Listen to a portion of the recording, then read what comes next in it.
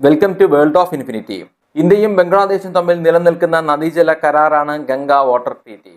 ഇപ്പോൾ ഈ നദീജല കരാറുമായി ബന്ധപ്പെട്ട് നിരവധി പ്രശ്നങ്ങൾ ഉയർന്നു വന്നിരിക്കുന്നു.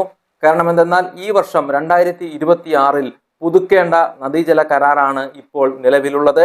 അത് പുതുക്കണമെങ്കിൽ പുതിയ കണ്ടീഷനുകൾ ആഡ് ചെയ്യണമെന്നാണ് ഇപ്പോൾ ഇന്ത്യ അറിയിച്ചിരിക്കുന്നത്. ഇതുവരെ ബംഗ്ലാദേശിലെ ഒരു രാഷ്ട്രീയ മാറ്റത്തിന് വേണ്ടി ബംഗ്ലാദേശിൽ ഒരു ഇലക്ഷൻ നടക്കുന്നതിനാൽ ഇന്ത്യ ഈ ഒരു നിർദ്ദേശം അല്ലെങ്കിൽ ഈ ഒരു ചർച്ച നിർത്തിവെച്ചിരിക്കുകയായിരുന്നു. ഇപ്പോൾ ഇതിനെ സംബന്ധിച്ച് ഉയർന്നു വരുന്ന വാർത്തകൾ പ്രകാരം ഇന്ത്യയും ബംഗ്ലാദേശും ചർച്ചകൾ ആരംഭിച്ചിരിക്കുന്നു. ഇതിൽ ഇന്ത്യ മുന്നോട്ട് വെച്ചിരിക്കുന്നത് യാതൊരു വിട്ടുവീഴ്ചയ്ക്കും സാധ്യമല്ലാത്ത രീതിയിലുള്ള നിർദ്ദേശങ്ങളാണ്. കാരണം ഇത് ബംഗ്ലാദേശിന് കൂടിയുള്ള ഒരു താക്കീതായിരിക്കാം. അതുപോലെ തന്നെ ഇൻഡസ് വാട്ടർ ട്രീറ്റിയുമായി ബന്ധപ്പെട്ടുള്ള പ്രശ്നങ്ങൾ നമുക്കറിയാം. പാകിസ്ഥാന് നദീജലം നൽകാതെയുള്ള തടഞ്ഞു വെച്ചുകൊണ്ടുള്ള ഒരു നടപടിയിലേക്ക് ഇന്ത്യ കടന്നിരുന്നു. ഇപ്പോഴും അതിനെ സംബന്ധിച്ചുള്ള തർക്കങ്ങൾ നിലനിൽക്കുന്നു. അടുത്തിടെ പോലും പാകിസ്ഥാൻ ഈ പ്രശ്നത്തെ ഒരു ഇന്റർനാഷണൽ പ്രശ്നമായി കണ്ട് അതിനെ ഹേഗ് കോർട്ടിലേക്ക്, അന്താരാഷ്ട്ര കോടതിയിലേക്ക് വലിച്ചിടിക്കുകയും ഇന്ത്യ അതിന് തയ്യാറാകിയിരിക്കുന്ന ഒരു നടപടി കൂടി നാം ഇപ്പോൾ കണ്ടതാണ്. അങ്ങനെയുള്ള ഈ ഒരു ഇൻഡസ് വാട്ടർ ട്രീറ്റിയിൽ പാകിസ്ഥാനുമായി ഇന്ത്യ കടുത്ത നടപടി തന്നെയാണ്, കടുത്ത നിലപാട് തന്നെയാണ് പിന്തുടരുന്നത്. നമുക്കറിയാം 1960 ഇന്ത്യയും പാകിസ്ഥാനും കറാച്ചിയിൽ വെച്ച് ഒപ്പുവെച്ചതാണ് ഇൻഡസ് വാട്ടർ ട്രീറ്റി. 54ഓളം നദികളാണ് ഇന്ത്യയിൽ നിന്ന് ബംഗ്ലാദേശിലേക്ക് ഒഴുകുന്നത്. അതിൽ ഏറ്റവും പ്രധാനപ്പെട്ട നദി എന്ന് പറയപ്പെടുന്നത് ഗംഗ തന്നെയാണ്.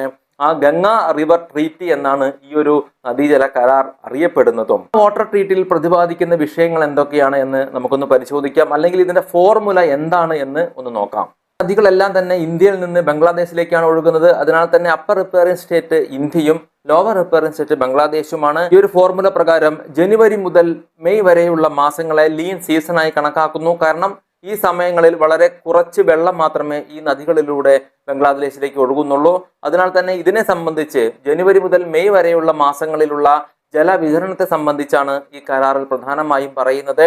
അത് പ്രകാരം ഈ ലീൻ സീസൺ സമയങ്ങളിൽ 70,000 ക്യൂസെക്സ് വെള്ളമാണ് ഈ നദിയിലൂടെ ഒഴുകുന്നത് എങ്കിൽ ഇന്ത്യക്കും ബംഗ്ലാദേശിനും 50-50 എന്നാണ് ഈ കരാറിൽ ആദ്യമായി പറയുന്നത്. അതായത് 70,000 ക്യൂസെക്സ് വെള്ളമാണ് നദിയിലുള്ളത് എങ്കിൽ രണ്ട് രാജ്യങ്ങളും പപ്പാതി വെള്ളം എടുക്കണം എന്നാണ് ഒന്നാമതായി ഫോർമുല പറയുന്നത്. രണ്ടാമത്തെ ഫോർമുല എന്തെന്നാൽ 75,000 ക്യൂസെക്സ് വെള്ളം ഈ നദിയിൽ ഉണ്ടായി കഴിഞ്ഞാൽ 35,000 ക്യൂസെക്സ് വെള്ളം ബംഗ്ലാദേശിന് വിട്ടു നൽകണമെന്നാണ് രണ്ടാമതായി പറയുന്നത്.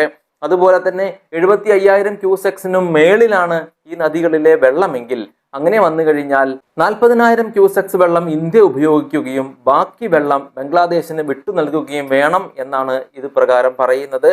അതുപോലെ തന്നെ എമർജൻസി സിറ്റുവേഷനിൽ ഇരു രാജ്യങ്ങളും സംസാരിച്ച് തീരുമാനം കൈക്കൊള്ളണമെന്നും അറിയിച്ചിരിക്കുന്നു. അതുപോലെ തന്നെ ഈ ലീൻ സീസണിൽ ജനുവരി മുതൽ മെയ് മാസം വരെയുള്ള കാലങ്ങളിൽ ഈ നദികളിൽ വെള്ളം കുറവായിരിക്കുന്നു പറഞ്ഞു. അതിൽ ഏറ്റവും അധികം കുറവ് അനുഭവപ്പെടുക മാർച്ച് മുതൽ മെയ് വരെയുള്ള സമയങ്ങളിലാണ്. ഈ സമയങ്ങളിൽ ഓരോ 10 ദിവസവും 35,000 ക്യൂസെക്സ് വെള്ളം ഓരോ രാജ്യവും എടുക്കുക എന്നും ഈ ഫോർമുലയിൽ പറയുന്നുണ്ട്. അതായത് മാർച്ച് 20 മുതൽ 30 വരെയുള്ള 10 ദിവസങ്ങളിൽ ഇന്ത്യ 35,000 ക്യൂസെക്സ് വെള്ളം ഉപയോഗിച്ചിട്ടുണ്ട് എങ്കിൽ അടുത്ത 10 ദിവസങ്ങളിൽ 35,000 ക്യൂസെക്സ് വെള്ളം ഉപയോഗിക്കാൻ ബംഗ്ലാദേശിനെ അനുവദിക്കണം എന്നാണ് ഈ കരാറിൽ പറയുന്നത്. ഇത് ഓൾട്ടർനേറ്റീവായി അടുത്ത 10 ദിവസം ഏപ്രിൽ 10 മുതൽ 20 വരെയുള്ള ദിവസങ്ങളിൽ ഇന്ത്യക്ക് 35,000 ക്യൂസെക്സ് വെള്ളം ഉപയോഗിക്കാൻ സാധിക്കും. ഇങ്ങനെ ഓൾട്ടർനേറ്റീവ് 10 ഡേയ്സിൽ ഇരു രാജ്യങ്ങളും 35,000 ക്യൂസെക്സ് വെള്ളം ഉപയോഗിക്കണം എന്നാണ് ഈ ഫോർമുലയിൽ പറയുന്നത്. ഈ ഒരു ഫോർമുലയ്ക്ക് മാറ്റം വരുത്തണമെന്നാണ് ഇപ്പോൾ ഇന്ത്യ അറിയിച്ചിരിക്കുന്നത്. ഈ ഒരു ഗംഗ വാട്ടർ ട്രീറ്റിയുടെ കാലാവധി എന്ന് പറയുന്നത് 30 വർഷമാണ്. ഗംഗ വാട്ടർ ട്രീറ്റി 1996 HD ദേവഗൌഡയും അതുപോലെ തന്നെ ബംഗ്ലാദേശ് PM ആയിരുന്ന ഷെയ്ഖ് ഹസീനയും തമ്മിൽ ഒപ്പുവെച്ചതാണ്.